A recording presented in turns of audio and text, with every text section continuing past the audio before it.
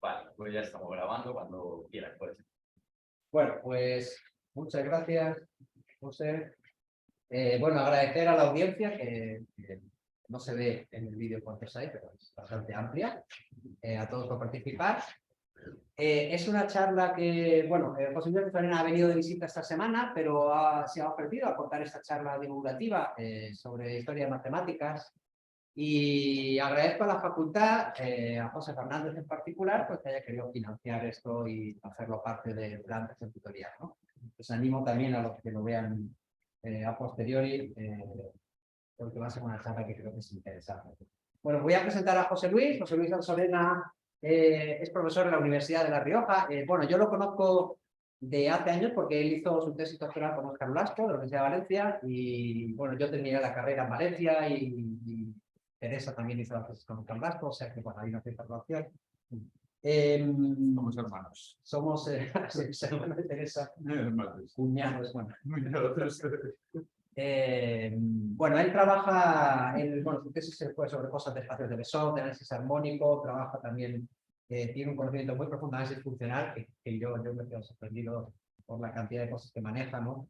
Y también cosas de teoría de aproximación, que es en lo que a veces hemos colaborado un poco y estamos ahora colaborando, ¿vale? Bueno, tiene numerosas publicaciones en revistas importantes y hace unos años pues tomó esta decisión de hacer tareas de gestión también en su universidad y bueno, pues fue vicerrector, el equipo rector hace 16 años y ahora es decano de la Facultad de Ciencia y Tecnología en la Universidad de La Rioja.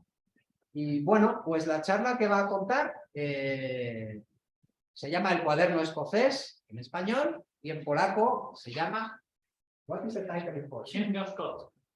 Księga Szkolska. Bien. No lo voy a repetir. Así que dejamos a José Luis que nos cuente lo que ha preparado. Vale. Bueno, vamos a empezar con una foto, ¿no? Una foto tomada. ¿Quién sabe dónde? Tú lo sabes, ¿no? A ver, do you know, ¿no? Where This is in Krakow. This is in Krakow. Krakow. It's Cracovia. It's Krakow. It's Cracovia. Huh? And who are these guys? This is Stefan Banach and Otto Nikol. Oh, okay. This is okay. And who is the missing guy? Viktor Steinhaus. Steinhaus. Right. Okay. What? They're discussing mathematics. This is right, but more specifically speaking about what mathematical topic? I think the back measure. Yeah, okay, the back measure. This is right. Huh? And because this is important in the history of mathematics, this moment, this historic moment. In your opinion, why is it important?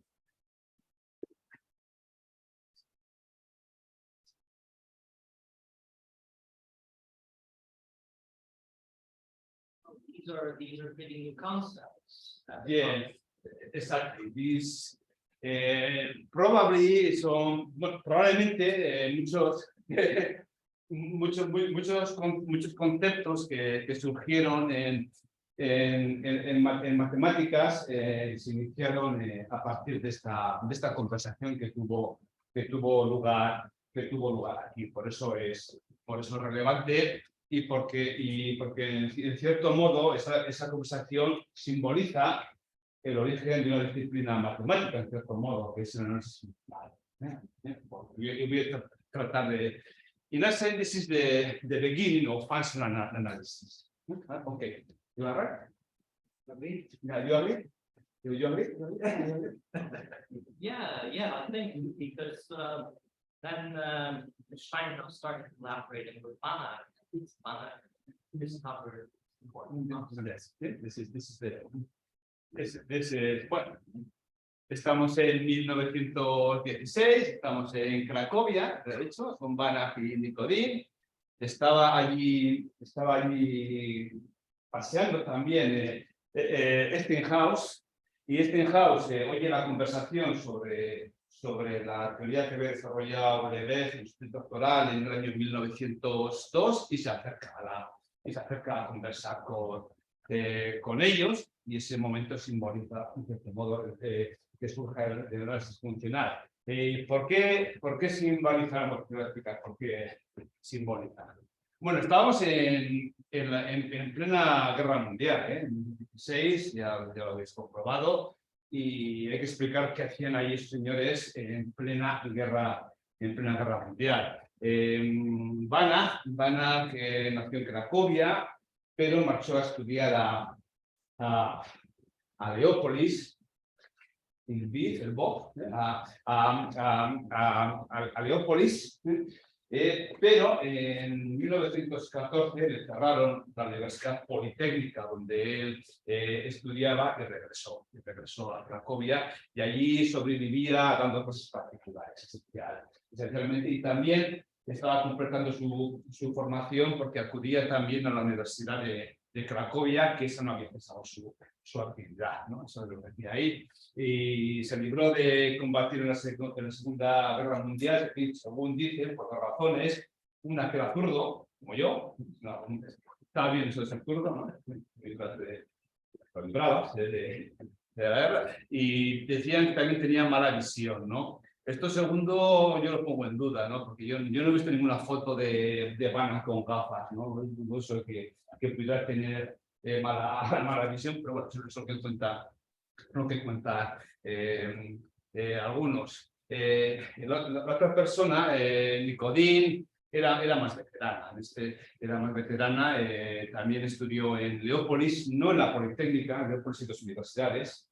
La universidad, que tiene diferentes nombres, la universidad, luego está la Universidad Politécnica, se graduó en 1911 y después se marchó a las clases en secundaria a Cracovia, y aparentemente esa actividad no se suprimió durante la Primera Guerra Mundial y seguía con su actividad de dar clases en secundaria, y también disfrutaba un poquito la vida universitaria de la universidad.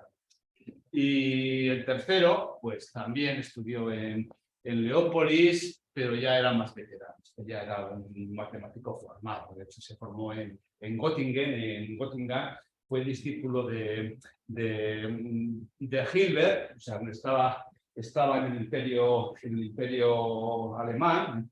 Al empezar la primera guerra mundial, y bueno, pues le recomendaron que retornara a su país, al imperio austrohúngaro y a la zona en la que estábamos al comenzar la Primera Guerra Mundial, y le dieron una posición en el ejército, que tampoco sé en qué consistía exactamente, porque realmente no estaba en el frente de batallas, estaba en la zona donde se tomaban decisiones, en la que era en un cargo que alguien le dio, en cierto modo yo creo que recomendado, ¿no? Tenía algún familiar que era importante políticamente, y tampoco necesitaba combatir, y por ese motivo también frecuentaba ese ambiente universitario. Tenemos que entender también dónde estamos. Estamos en el Imperio Austrohúngaro, ya lo he dicho, y estamos en la región de Galicia y Lodomeria. Galicia y Lodomeria, que era un reino del Imperio Austrohúngaro, un reino realmente multicultural. Esencialmente, podemos clasificar las culturas que había allí en cuatro tipos. Bueno, la cultura es un ente difuso, ¿no? Hay ciertos componentes que la forman, pero no está claro que no hay unas barreras claras entre una cultura y otra, pero podríamos decir que de cuatro, ¿no? Estaba la cultura polaca, que generalmente eran personas de raza aria y cristianos, que hablaban el polaco. Estaba la cultura ucraniana, que eran también de raza aria, porque tenían otra lengua y eran cristianos, pero no católicos, la mayoría de ellos. estaban los judíos todos, bueno, no hay que explicar lo que era el judío, pero los elementos más característicos de los judíos son sus costumbres, su religión y también una etnia bastante característica. Y había también una etnia local, los rusinos. Estamos en una región muy multicultural en aquella época, y eso fue muy importante para lo que pasó a continuación. Pero bueno, antes de seguir con eso, voy a terminar un poco a tratar de explicaros, si es que hace falta, que quizá no, por qué esto simboliza el comienzo del análisis funcional. El objeto básico de... bueno, sí, yo diría que sí, el objeto básico del análisis funcional es un espacio vectorial en el que hay definida una función que se llama una norma. Esa función permite definir una topología y también una uniformidad, de manera que tenga un concepto de sucesión de Cauchy, y si es completo para ese concepto, que es un B-espacio, como lo llamó Banach, o, tal como lo llamamos ahora, un espacio de Banach. Claro, la palabra completo aquí es que no está la diapositiva, la completitud es muy importante. Y es ahí donde aparece la medida o la teoría de Lebesgue. Esencialmente, Lebesgue lo que hizo es una teoría de integración que se basaba en tomar una función y, a diferencia de lo que hacía Riemann, o Cauchy antes de Riemann, hacer una partición sobre el eje de ordenadas, sobre el eje de las Y, de manera que cojo preimágenes, me aparece una serie de conjuntos, cojo la función en escalera que me definen esas preimágenes, esa debiera ser sencilla de integrar, y entonces, si una vez que hago eso, mi función original se aproxima bien por esas funciones en escalera, y además esas integrales que soy capaz de definir se aproxima bien a otra noción, pues ese es el punto de partida para poder intentar definir una noción de integral basada en esta idea. Eso así a grosso modo tiene sus dificultades. Las dificultades son esencialmente tres. Esto, a diferencia de lo que pasaba con la integración de Riemann, me obliga a ser capaz de definir un montón de conjuntos, porque esas preimágenes, aunque parezcan sencillas, pueden llegar a ser complicadas. Tengo una noción, esa noción es la noción de medida de Lebesgue sobre la suma-álgebra de Lebesgue o de Morel-Lebesgue. Tengo que ser capaz de aproximar funciones, es un resultado clave que muchas veces pasa desapercibido, pero si alguien ha podido integrar un Born sabrá que no, que es que tengo que ser capaz de aproximar funciones, las funciones medibles en realidad, por funciones simples, si no se cae la teoría de integración, y por supuesto tengo que ser capaz de hacer eso, de demostrar que esas integrales de funciones simples se aproximan a algo. Eso, esencialmente, el punto de partida para hacer eso es el teorema de la convergencia monótona, ¿no? El que me permite hacer eso. Y una vez que tengo eso, yo puedo definir espacios normados completos, B espacios que antes no existían dentro del mundo matemático, ¿no? Por ejemplo, el más sencillo, el más importante es el espacio de 1, ¿no? Yo, por ejemplo, yo puedo coger la norma 1, la integral del tercer orden absoluto. Eso Cauchy ya sabía definir eso para funciones continuas, ahí no hay ningún problema. Luego llegó Riemann y fue capaz de definir eso para una serie de funciones más generales, pero no tenían completitud. Cuando llega la completitud fue cuando llega la integral de Lebesgue y pues somos capaces de definir un espacio de Banach a partir de esa noción. Y eso es fundamental, Y eso es fundamental, pues podemos hacer lo mismo, no con la norma 1, sino con la norma 2, y es todavía más importante porque es espacio completo que definimos, porque hay un producto escalar, y entonces tenemos un espacio de algebra.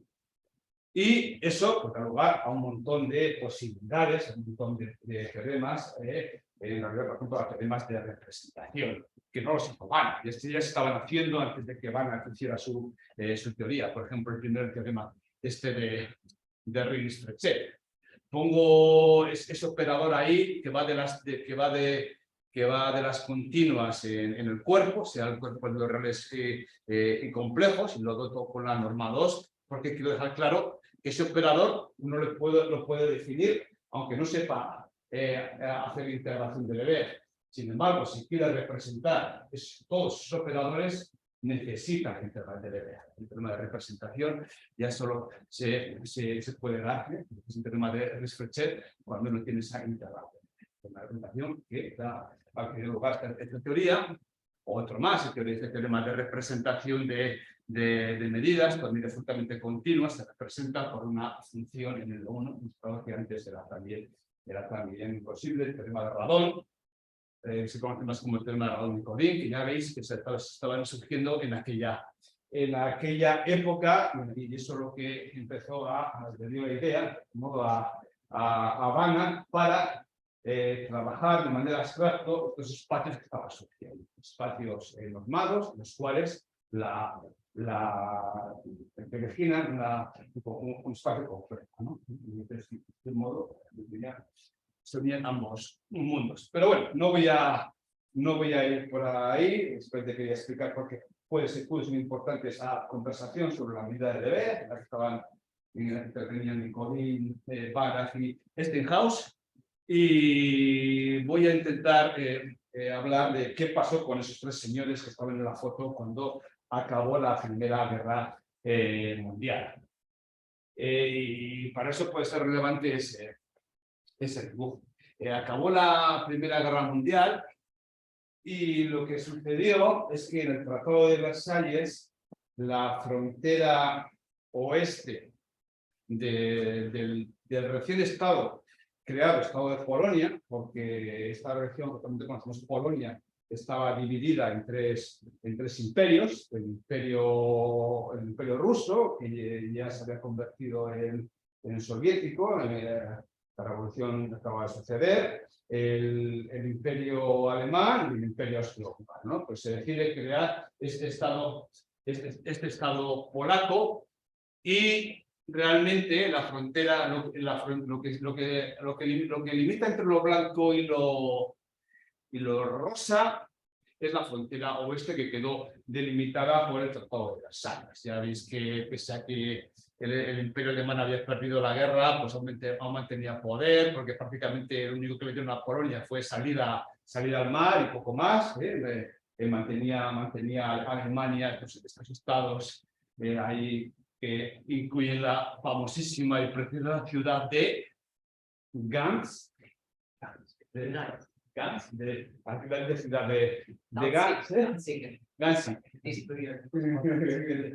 Danzig, pero el Tratado de Versalles no limitó la frontera este de Polonia.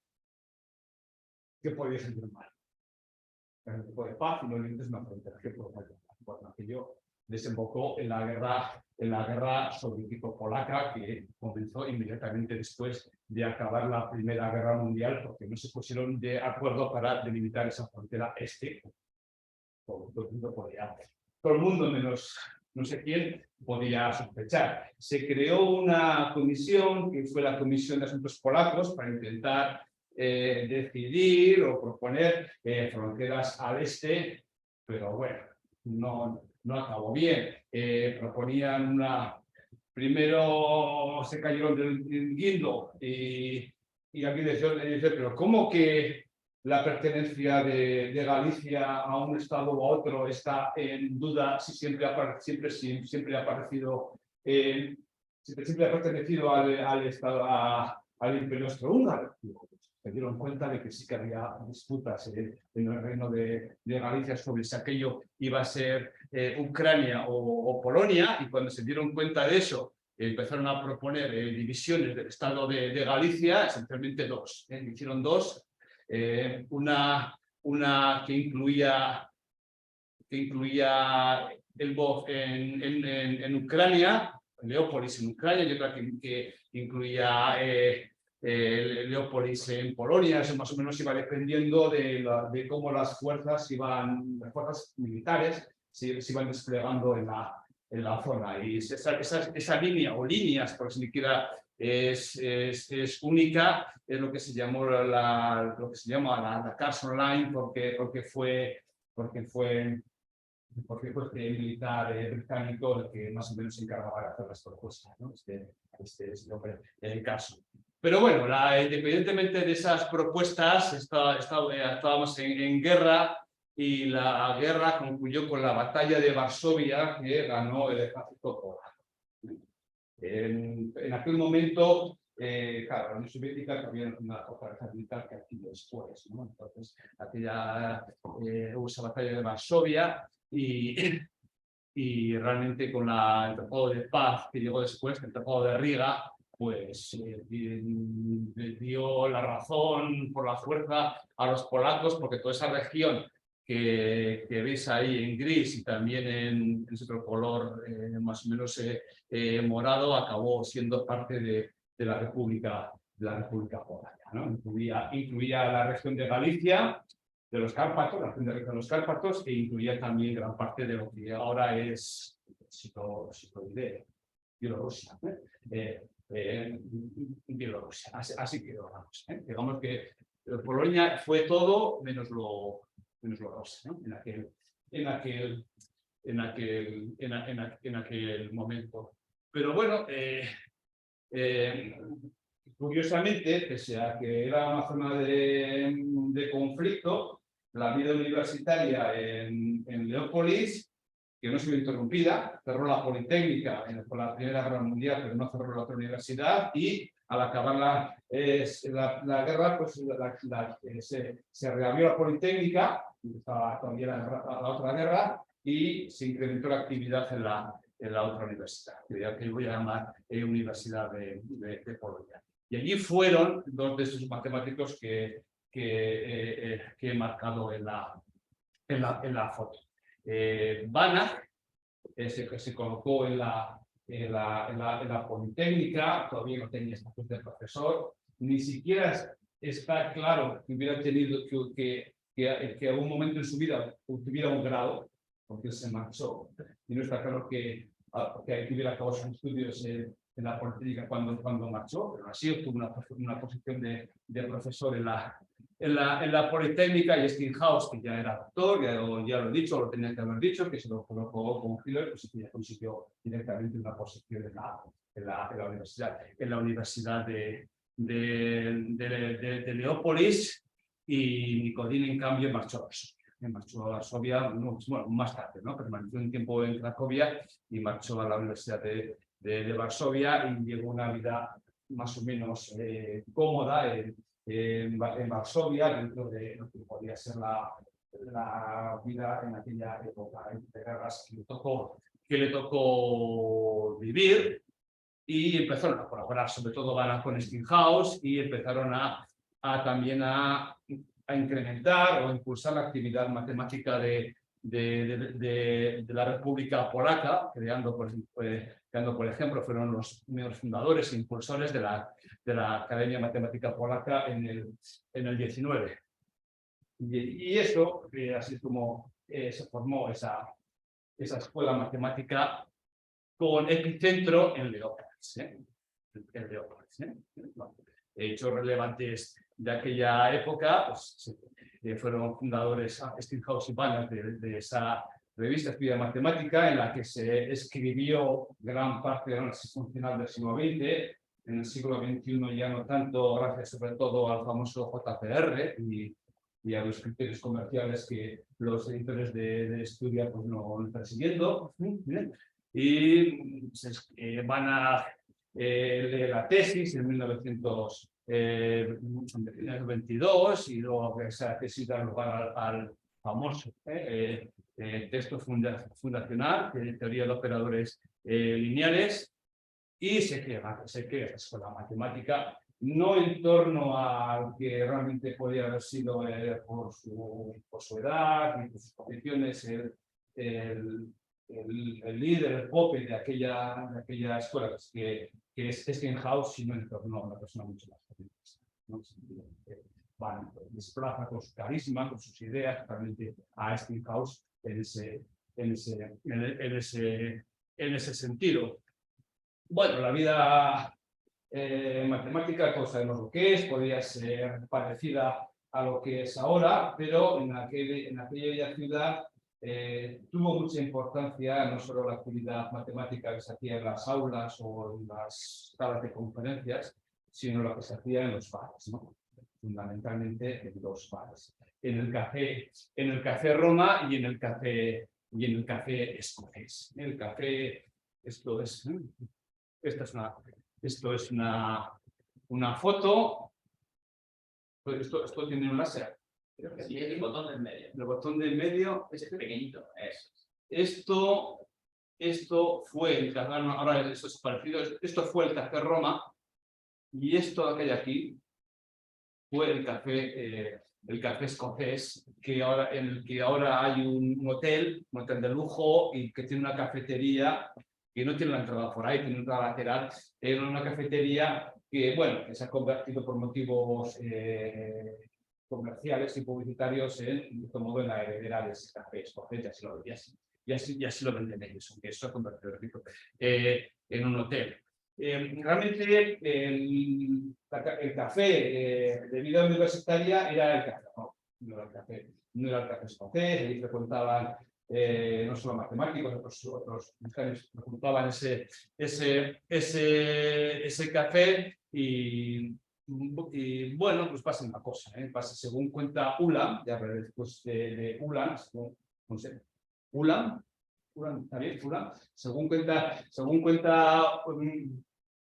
Ulam, Banach decide dejar de acudir al café Roma por discrepancias en la gestión del crédito con el dueño de bar.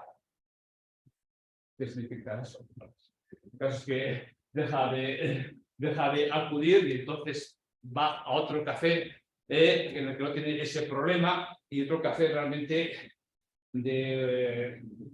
en cierto modo menos elegante y en cierto modo también más callejero, ¿no? Es el café escocés que está ahí.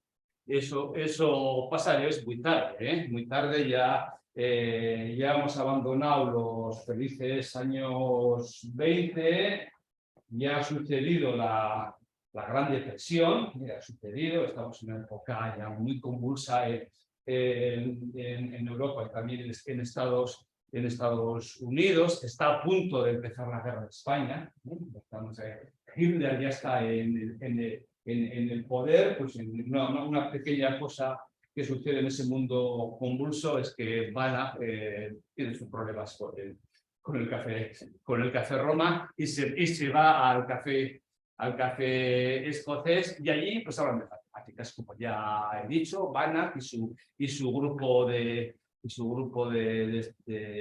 gente, de matemáticos afines, y en un momento deciden de que para dejar constancia de lo que allí se discute, Banach compra un cuaderno y allí empieza a anotar problemas matemáticos. En ese cuaderno escocés, en ese Scottish Books, en ese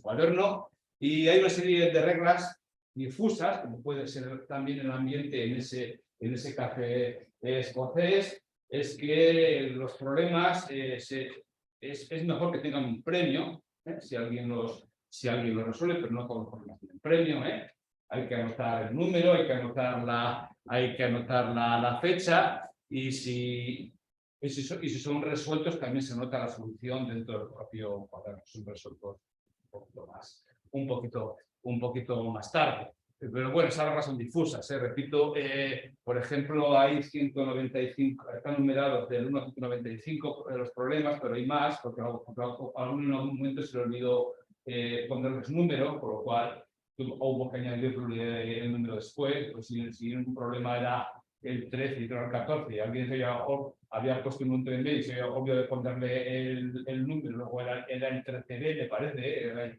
creo que son 192. Por algunos no tienen número. Lamentablemente, algunos no tienen fecha, por lo cual este es un dato histórico que puede ser relevante en muchos casos, pero ahí queda se creó ese cuaderno escocés. Y voy a poner matemáticos que propusieron problemas en ese cuaderno escocés. Fijaos que los que más proponen son el propio Banach, Ulam y Mazur. Fijaos, hay que entender que no todo el mundo ve con agrado esa emigración de Banach al café escocés. Realmente los que hay un trío calavera, que diríamos en España, que son Banach, Ulam y Mazur.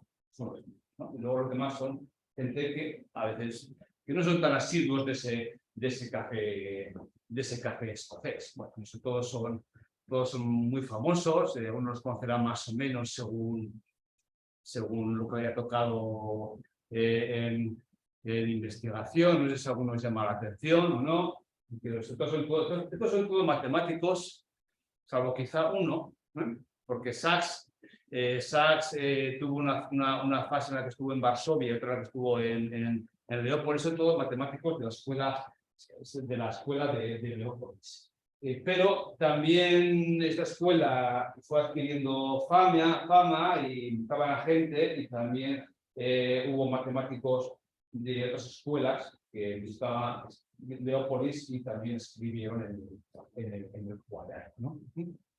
Y destaco estos, ¿no? Matemáticos que visitaron en Leópolis y escribieron en el cuaderno escocés. No sé si alguno os llama la atención, pero bueno, más o menos podemos dividir las fases de este cuaderno escocés en cuatro simplemente fases. Una fase inicial en la que escribían sobre todo matemáticos de la escuela de Leópolis y esporádicamente visitantes, la mayoría de Varsovia, por supuesto, pero también algunos, como podéis comprobar, de Reino Unido, de Francia y incluso Estados Unidos. Ahí tenéis a von Neumann.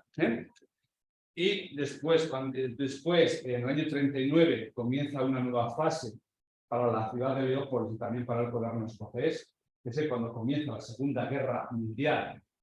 Polonia queda dividida en dos, queda dividida en una zona de influencia alemana, que es la que invade por el oeste Polonia, pero inmediatamente se produce una respuesta de los soviéticos que toman la zona oeste de Polonia, en particular toman o ocupan, ¿no? Ocupan la ciudad de Leópolis, y cuando eso sucede hay matemáticos rusos que comienzan a visitarlos. En la época rusa, que hay que ver con Alexandrov y sobre todo con Sobolev. Y luego incluso hay una tercera época, que es la época que empieza en el año 41, que es cuando los rusos se marchan. Los rusos se marchan porque ya ven que la llegada del ejército alemán dentro de la operación Barbarroja es inevitable. Entonces ya se marchan y dejan abandonada la ciudad. Y aún así, en esa época en la que todo el mundo realmente está más pensando en qué va a ser de mí,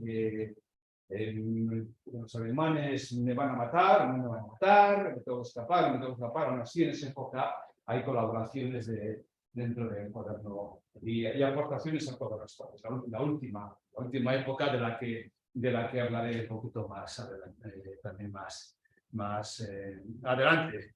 Pero bueno, como veis, ya lo que estoy diciendo ya, que en el año 41 esto se acabó con la llegada de los alemanes a Leópolis, dentro de la operación, dentro del sitio de la ciudad, y luego la conquista de la ciudad. Y ahí pasaron, bueno, ahí lo que pasará con el cuaderno escocés después es un tanto irrelevante, porque lo más importante y trágico es lo que pasó con los matemáticos escuela matemática. Esta es una portada de un ejemplar de la revista Fundamenta Matemática que me ha pasado Gustavo, yo no estaba atento a esto, en la que hace un homenaje a una serie de matemáticos que murieron en el periodo 39-45 dentro de la ya Segunda Guerra Mundial. Hay algunos de los que voy a hablar que ni siquiera están en este cuadrito, en esta especie de esquela de esta revista. Por cierto, esta revista Fundamenta Matemática no se puede considerar una revista impulsada por la escuela de Leópolis, es un poquito anterior, es la formación creo del año 18 fue cuando se impulsó esta revista también importante, fundamental. La que sí se impulsó en primer lugar de la escuela fue la otra estudia. Vale. Entonces, bueno, aquí por supuesto es relevante quién eras, ¿no? Si eras judío lo tenías mal, ¿no? Por ejemplo, Auerbach y Delheim eran Auerbach, disculpa, no voy a repetir todos los nombres, pero los ponen todos mal. Auerbach y Delheim murieron en campos de exterminación. Estos dos, Lominsky y Rusiewicz, murieron en la masacre de profesores de Leópolis. Una de las primeras cosas que hizo el ejército alemán cuando llegó a Leópolis fue intentar escarmentar a la población, diciendo que aquello no era una broma. No solo en esta estación, pero en otras. La forma de hacer eso era coger una serie de personajes importantes y matarlos directamente. Y dentro de esa masacre les tocó a estos dos señores, Lominsky y Rusiewicz, que Rusiewicz era el decano de la Politécnica, por cierto. Banach era el decano de la universidad, a pesar de Varsovia, porque le pusieron en el puesto los rusos, y sin embargo, pese a eso, no estuvo en esa lista, se libró. Banach se libró de esta masacre de profesores, no sé muy bien el motivo. De hecho, Banach, cuando los alemanes toman Leópolis, él está en Kiev. Está en Kiev tratando asuntos con los soviéticos. Él tenía una cierta relación con los soviéticos, de hecho le pusieron de decano. Y cuando se enteró de que esto estaba sucediendo, volvió a Leópolis porque tenía allí a su mujer, y a su hijo, y le fue relativamente bien para que, o sea, no es esa lista, vamos, le fue bien pese a esa relación con los rusos y pese a esa relación. Vale. Otros, ya veis, también judíos, se escondieron en los guetos y bueno, pero al final este sello fue encontrado y se suicidó cuando pasó esto. Sachs, su problema no era que fuese judío, el problema de Sachs es que era socialista. Era socialista. De hecho, cuando empezó la Segunda Guerra Mundial, era profesor en Varsovia y decidió dejar Varsovia, alistarse en el ejército polaco y formar parte de la resistencia que unirse a los rusos, unirse a los soviéticos y formar parte de esa resistencia a los alemanes desde Leópolis. Pero por algún motivo no debió guerrear tampoco mucho en ese periodo porque fundamentalmente lo que hizo en Leópolis entre el año 39 y 41 fue matemáticas. No llegó a pelear, pero bueno, era miembro del ejército y en cierto modo una persona prosoviética. Este Sachs y todo ese. Después fue ejecutado por la Gestapo después de una ocupación, y se marchó de Leópolis, empezó a hacer activismo y fue ejecutado, ¿no? Lo mismo que Schauer, por ejemplo. Y también quiero destacar otro caso más, el de este matemático, Kazmach. Algunos le consideran un precursor de la teoría de análisis matemático de imágenes. Este señor no murió en el 41, murió antes en el 39. Cuando los soviéticos toman esta parte de Polonia, también hacen su listado de gente incómoda, ¿no? De un poder y que es incómoda. Este señor también en el 39 ingresó como Sachs en el ejército polaco. Esto yo no lo acabo de entender, quizás que lo entiendas.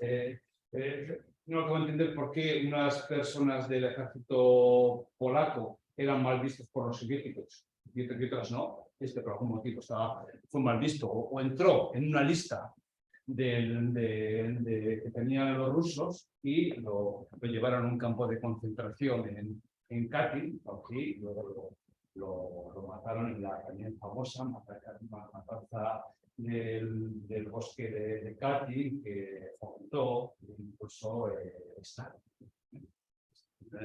Antes que los demás, en el lado de la batalla.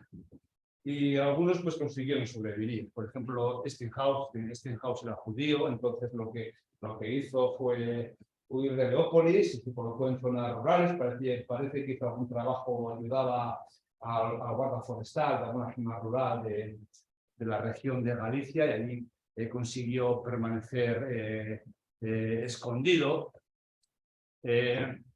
Mazur también, que no consiguió también esconderse y no fue asesinado en la Segunda Guerra Mundial. El problema de Mazur no es que fuera judío, el problema de Mazur es que era miembro del Partido Comunista, pero consiguió sobrevivir. Y algunos tuvieron más suerte, quizá fueron los que abandonaron Leópolis antes de la Guerra Mundial. Por ejemplo, Kak en el 38 se fue con una beca de estudios a Estados Unidos. Y una historia para mí muy triste, porque seguramente si se hubiera ido a Estados Unidos con una posición, se hubiera llevado a la familia. Pero posiblemente fue con una beca por estudios y se había prometido, bueno, cuando consigo una posición, os venís conmigo, ¿no? Bueno, pues en ese momento nunca llegó, porque su familia fue asesinada en un campo de concentración. Era, por supuesto, judío. Y Ulan tuvo más suerte porque en una visita hizo Borneo en el 37, lo fichó y se lo llevó a Preston. Este fue ya con una posición a Preston, pues, bueno, aunque visitaba, luego posteriormente visitó un par de años después Leópolis. Y realmente, como veis, tampoco es que estuviéramos mucho tiempo en Preston, porque ya en el 43, en plena guerra mundial, abandona la universidad y se pasa a trabajar para el ejército. Ulan, además de matemático, era físico nuclear, ¿no? Trabajó en el proyecto Manhattan, en la famosa base de los Álamos. Su papel en la Primera Guerra Mundial no creo que fuera importante, tampoco lleva tanto tiempo en el ejército, no dio tiempo a hacer muchas cosas, pero sí que fue muy importante en la evolución de la bomba atómica. Una persona clave en el diseño de la bomba atómica de hidrógeno fue Ulan. De hecho, fue la persona que consiguió resolver el problema técnico que la tuvo paralizado durante años. Es un problema que no entiendo, de física no entiendo nada, pero es un problema que tiene que ver con hidráulica, que limitaba la construcción de esa bomba, pero fue resuelto por Ulan. Y otros se quedaron, estos tres se quedaron, Van, curiosamente, pese a su relación con los soviéticos, Orlik y Laster, ¿no? Son personas que ni eran judías, ni entraron dentro de la lista negra de los alemanes, por el motivo que fuese, en ese año 41, y consiguieron una forma de permanecer en Leópolis. La forma de permanecer en Leópolis fue trabajar en este laboratorio de investigación y fabricación de vacunas contra el tifus que tenía este médico, Weil. Weil consiguió desarrollar una vacuna contra el tifus y cuando empezó un poco antes de la Primera Guerra Mundial, creo, decidió llevarse ese laboratorio a Leópolis y consiguió dar trabajo a ciertas personas en su laboratorio alimentando piojos. El piojo es un transmisor del tifus y entonces dentro del esquema de fabricación de estas vacunas eran ser las personas alimentaban, les colocaban una especie no sé, de aparato de sobrepierna en el que estaban los piojos y lo chupaban a través de la pierna a los que trabajaban allí, en particular los matemáticos y en particular también el hijo de Banach, por cierto, también consiguieron buscar trabajo en esta fábrica que, bueno, claro, Weil era muy importante y, claro, pudo mantener su laboratorio con los soviéticos y con los alemanes, claro, que fue así importante. ¿Era alemán o no? No, era polaco, era el Imperio Austrohúngaro, no lo puedo mirar, no lo sé, es que mis datos es polaco, ¿verdad? Considered himself Polish. Polish. Imperio Austrohúngaro, pero actualmente en Polonia, una zona un pueblo que actualmente está. Vale. Bien. Pues, ¿por qué pongo ahora otra vez este dibujo? Porque antes he usado este dibujo para explicar un cierto movimiento migratorio que sucedió tras acabar la Primera Guerra Mundial. También es importante para explicar el movimiento migratorio que sucedió tras acabar la Segunda Guerra Mundial. Acabó la Segunda Guerra Mundial y llegó Stalin y dijo: oye, la línea Carson me la vais respetando, y esto para países soviéticos, ¿no? Entonces queda partida por fin la Galicia, con Leópolis en Ucrania, y bueno, y con la zona norte formando parte de lo que sería luego Bielorrusia como contrapartida. Polonia toma terreno al oeste, en particular esta zona costera, la recupera, se la dan a Polonia, y también curiosamente, obtiene también esta otra región al sur, que es la región de la Silesia, de la Silesia, cuya capital es Breslavia o Broca,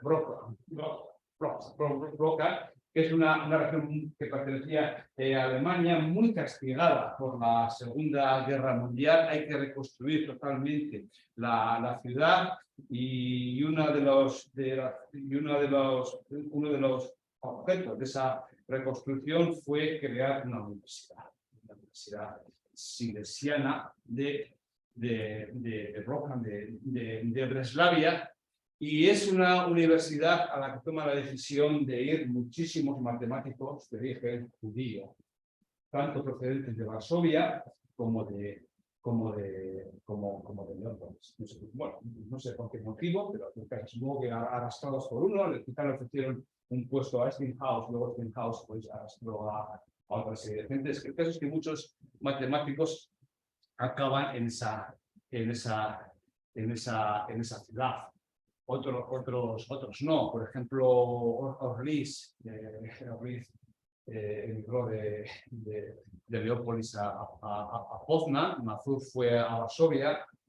Hay que entender que en Leópolis, por una razón o por otra, bueno, entre comillas, no quedó nadie. Es que no quedó nadie. Judíos fueron asesinados.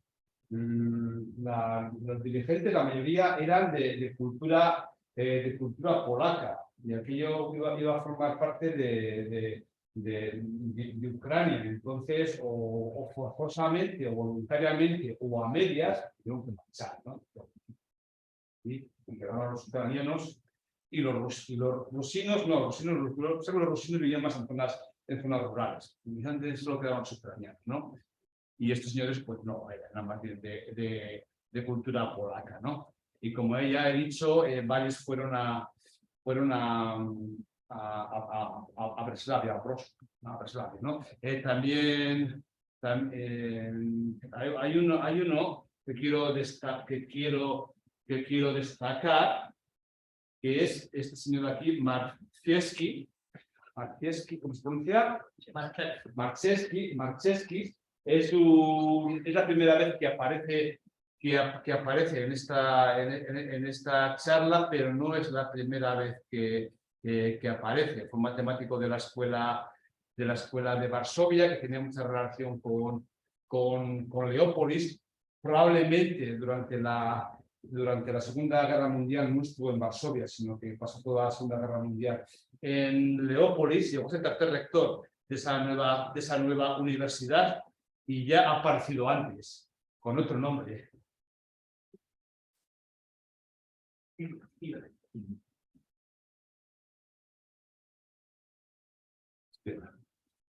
Espera. Este señor era colaborador de uno de los que consiguió sobrevivir alimentando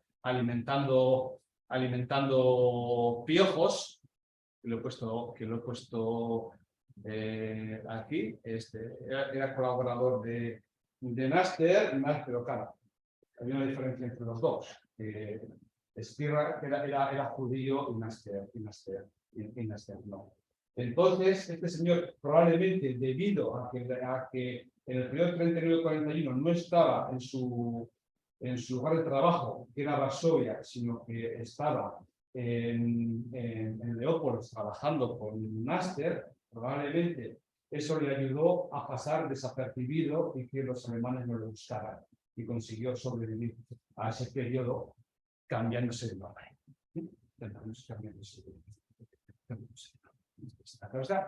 Y allí, pues, Steinhaus, pues, admirador precisamente de dos personas, Steinhaus, de Lebesgue y de Banach, pues toma el relevo de Banach y comienza toma el cuaderno escocés ya en Breslavia. Por cierto, Lebesgue estuvo en Leópolis en el año 38, invitado por Steinhaus, aunque no llegó a escribir en el cuaderno. En los últimos años, Lebesgue prácticamente había abandonado la investigación.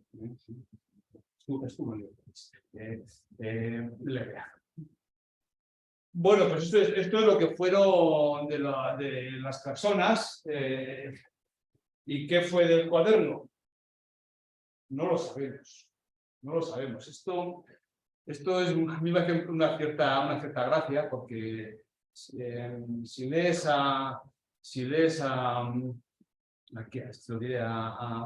Steinhaus, y dice, bueno, coincidí después de la Segunda Guerra Mundial con Mazur en Varsovia, pero se me olvidó preguntarle qué haya pasado con el cuaderno escocés. Bueno, si se oculta el Mazur Steinhaus y se les olvidan de hablar del cuaderno escocés, ¿qué hago yo aquí? Hablando del cuaderno escocés. Pues esto, por lo visto pasó. Estos señores, Mazur y Ulla, ya he dicho que uno estaba en Estados Unidos, pero volvía. Es 37, me he equivocado. Esto fue, bueno, no lo sé cuál fue el año exacto. El caso es que sí que volvía todos los años, una vez al año, a Leópolis. Ya era consciente de la gran crisis en la que estaba sumida Europa, y entonces se preocupaban por qué iba a pasar con los cuadernos escocés si algo pasaba en la ciudad, y discutían sobre a lo mejor convenía esconderlo para que no se perdiera, para que no fuese destruido. No se sabe, pero bueno, no se sabe. Entonces yo voy a construir un cuento, ¿no? Un relato de lo que pudo pasar con el cuaderno escocés hasta su reaparición, porque luego reaparece, ¿no? Probablemente el cuaderno quedó en poder de Banach. Al fin y al cabo, Banach consiguió sobrevivir dentro de la ciudad, y bueno, pues tuvo ocasión seguramente de recuperar ese cuaderno. Pero Banach acaba acabando ya la Segunda Guerra Mundial, la gente se va buscando su ubicación. La ubicación de Banach era Cracovia. Banach iba a trabajar de profesor en Cracovia, pero nunca llegó a trabajar de profesor en Cracovia porque se volvió a un cáncer. Entonces murió en el año 45. Entonces, claro, el cuaderno pudo quedar en poder de su madre. Su viuda, que tomó una decisión curiosa, porque el hijo de Banach marchó de Leópolis a Cracovia a estudiar medicina y acabó siendo un célebre neurocirujano en Polonia, pero la viuda no acompañó a su hijo a Cracovia, sino que decidió irse a Wrocław, porque allí, en cierto modo, probablemente pues, tenía relación con Westinghouse, pues eran los amigos de su marido, muchos estaban en Breslavia. Y muere, por supuesto, todos morimos. Muere la viuda en el año 54. En el año 54 ya estaba el hijo de Banach, estaba ya en Varsovia, de alguna manera, al funeral, para recuperar objetos de su viuda a Breslavia, y allí reapareció posiblemente el cuaderno escocés, porque probablemente Westinghouse ayudó de alguna manera al hijo de Banach a clasificar lo que había de Westinghouse. El cuaderno escocés. Pero seguramente se lo pidió al hijo de Banach, seguramente, pero el hijo de Banach no se lo pidió. Pero tuvo la oportunidad de hacer una copia. No está claro si a mano, como pone ahí, o con una máquina de escribir, porque Uland, que es el que relata esto, unas veces cuenta que era a mano y otras veces cuenta que era máquina. Pues no sé, por tanto, se tuvo la oportunidad de copiar este cuaderno escocés y pensando que allí se le va a dar una difusión o se va a poder hacer algo más de lo que él podía hacer con ese cuaderno, se lo envía a Uland, a los Álamos, en el año 56. Y ahí es donde aparece el cuaderno escocés cuando llega a Uland. Y Uland lo que hace es traducirlo al inglés, hace una serie de copias, de copias que la gente le va pidiendo para que no interese en ver qué hay aquí. Primero son copias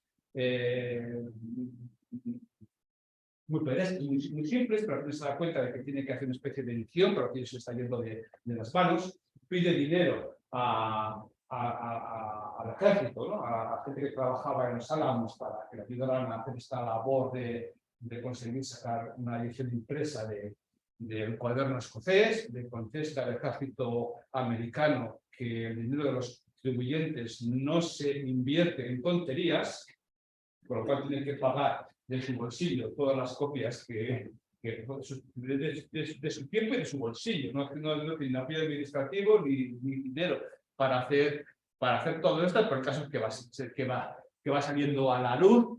Y en el año 79 pues se celebra un congreso cuya motivación es hablar, difundir los problemas que hay en ese cuaderno escocés. El Congreso de Texas del año 79, que veis ahí, esencialmente los actos del Congreso son un listado de problemas en inglés y con el estado del arte de la solución a ese problema, si está resuelto o no, con comentarios de matemáticos sobre cuál es el estado del arte en esos problemas. Ya veis aquí esa foto tomada seguramente con una Polaroid, por la pinta que tiene.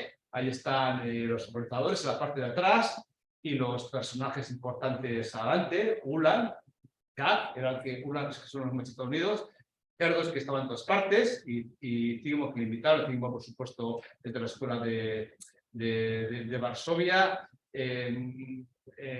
Westinghouse ya había fallecido, Mazur no, pero Mazur estaba ya mayor seguramente y no pudo. Sí, pasa. Un par de minutos y lo dejo, ¿no?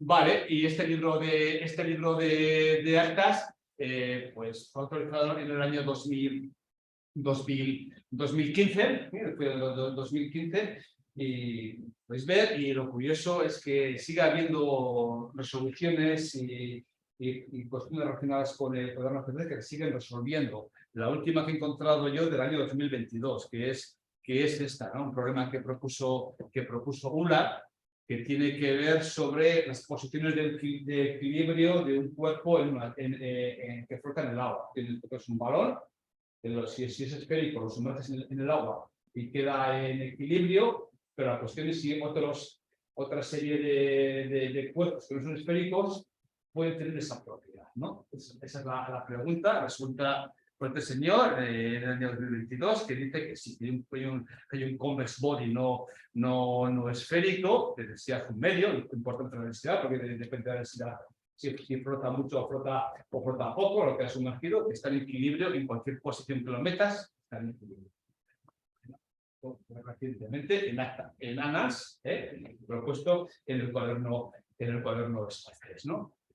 Bueno, evidentemente el más famoso es este, ¿no? Esta foto que todo el mundo habrá visto del año 72. Bueno, la pregunta que hizo Mazur a mí me intriga, ¿no? Y la verdad es que no sé a qué venía esta pregunta. Esencialmente veis aquí lo que plantea es toda función de dos variables. Se puede aproximar por un producto tensorial, pero no un producto tensorial cualquiera, que entonces las cosas que sí, por el problema de Strauss, ¿no? Sino un producto tensorial formado por secciones de la propia función. No sé qué tiene en la cabeza Mazur cuando planteó esta pregunta, pero el caso es que Grothendieck demostró que una respuesta afirmativa es equivalente a que todo espacio de Banach tenga la propiedad de aproximación, problema que resolvió negativamente Enflo en el año 72, y fue a una conferencia a Varsovia a contarlo, y como ya resultó un problema propuesto por Mazur, cuya solución era un ganso. Estos son Mazur, Enflo, y el de abajo no es Grothendieck, es un ganso, que era el premio que había prometido Mazur. Pero ya ahí está la foto y bueno, la explicación que he dado. Y bueno, por supuesto, una parte muy poco importante, pero había un paradigma, ¿no? Es que como hay, ¿no? Toda propiedad razonable de un espacio de Banach que no se haya sabido demostrar si es cierta o falsa antes de 70, es que va a ser falsa, ¿no? Y luego vendrían teoremas en esa línea muchísimos, ¿no? Hay muchísimos, toda la teoría de primero Sidelson y luego Mogel y Owers, etcétera, ¿no? Y bueno, este es un programa muy curioso. Este es el último. Yo el 195, pues no, el 193. Este es el último problema del cuaderno escocés, escrito en la época postsoviética. 31 de mayo del 41. Los alemanes comenzaron el sitio de Leópolis una semana más tarde, no más. Y Leópolis escapó, Westinghouse, que propuso este problema, escapó de Leópolis. Pues 7 días antes, o 6, o 2, o esa misma noche, no lo sé, antes de escapar, escribió este problema, que es un homenaje a Banach, ¿no? Banach era un fumador empedernido, y él escribió este problema probabilístico. Lo escribió así, ¿no? En polaco, ¿no? Está escrito en polaco a la izquierda, y esa es la traducción en español. Bueno, si uno intenta entender lo que tenía en la cabeza Westinghouse cuando escribió esto, tenía en la cabeza esto. Tenía en la cabeza que había 50 cerillas, pues no se ponen 50, pero tenemos una cantidad N de cerillas, y tenemos en los dos bolsillos del pantalón, en cada uno de ellos, una caja de cerillas. Inicialmente con N en cada una de ellas, pero vamos sumando y vamos gastando cerillas. Entonces, y los entendemos con una cerilla que a veces está en uno y a veces está en otro de los bolsillos. Entonces llega un momento en que vamos a meter la mano al bolsillo y ya no hay cerillas, ¿no? Un problema, no tenemos cerillas. Probablemente tengamos alguna en la otra, probablemente, ¿no? Entonces, la variable aleatoria es el número de cerillas que tenemos en la otra caja, cuando nos damos cuenta de que en una de ellas ya no queda ninguno. Y eso es lo que estaba haciendo. Así se entretenía Steinhaus momentos antes de escapar a zonas rurales, porque suponía con razón que los alemanes le iban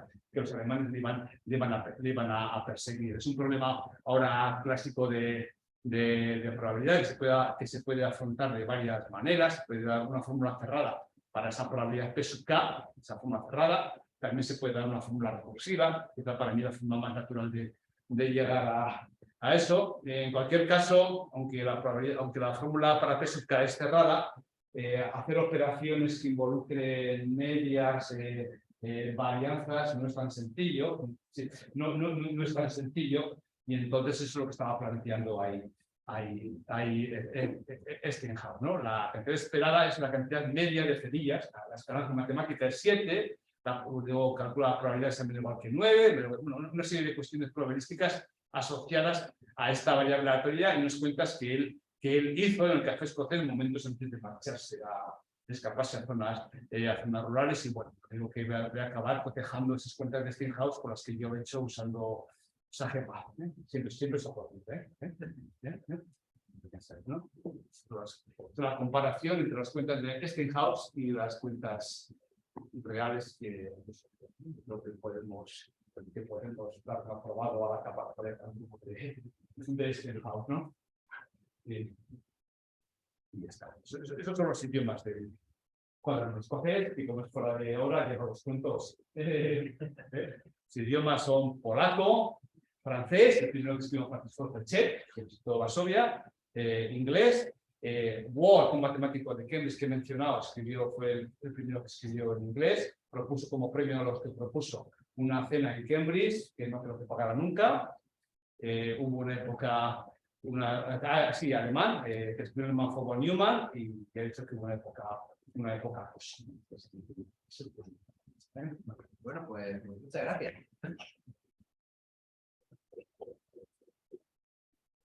No sé si queréis alguna pregunta o alguna interrupción, aparte de que la relación con la vida de los matemáticos o muchas veces siempre interesante que bueno, seguramente como motivación para decir que no lo queremos usar eso, pero bueno, cuando has dicho la arquitectura de redes funcionales, yo pensaba desde un punto de vista muy normal, porque hay gente que la redes funcionales son solamente los operadores, cuando reciben, bueno, quería decir que bueno, hay que tener un señalamiento de nacimiento, como por ejemplo los métodos directos, el cálculo de variaciones, y de delito de historia, o la historia italiana, tierra, pero todo el de los resultados de por supuesto, Ferchet es anterior a esto. ya después, bueno, más topológico, que ya una, que eso puede, aunque yo soy muy de ver, pero que seguro que se diga puede venir susceptible. Yo lo he dicho porque le venía bien el relato, pero tengo otros. Tiene razón. He dicho que en un cierto sentido, no he dicho, he intentado, no sé si lo he dicho, Sí. Podéis considerarlo, tampoco digo. Por supuesto, nada, así como los temas, hay un momento en el que está, y un momento anterior en el que no está, ¿verdad? Porque evidentemente los conceptos, las ideas son un contigo, ¿no? No podría colocar el comienzo del análisis funcional si quisiera en Javier. Bueno. Pero tiene razón, vamos. Intentaré no decirlo. Seguro bien. Seguro bien. ¿Darío? Bueno, pues le damos las gracias a José Luis por la bonita charla.